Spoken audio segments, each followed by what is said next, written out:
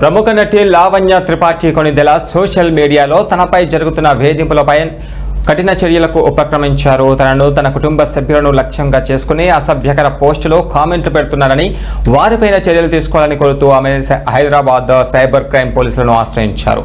గత కొంతకాలంగా purple crane 00 అనే ఇన్స్టాగ్రామ్ ద్వారా తన వ్యక్తిగత జీవితం, నైతిక విలువలను కించపరిచేలా పోస్టులు పెడుతున్నారని లావణ్య తన ఫిర్యాదులో పేర్కొన్నారు. అత్యంత అసభ్య పదజాలంతో కామెంట్లు చేస్తూ తన ప్రతిష్టకు భంగం కలిగించే ప్రయత్నం చేస్తున్నారని ఆమె పోలీసులకు వివరించారు. ఈ వేధింపులపైన చట్టపరమైన చర్యలు తీసుకోవాలని, వివాదాస్పద పోస్టులను వెంటనే తొలగించాలని ఆమె డిమాండ్ చేశారు.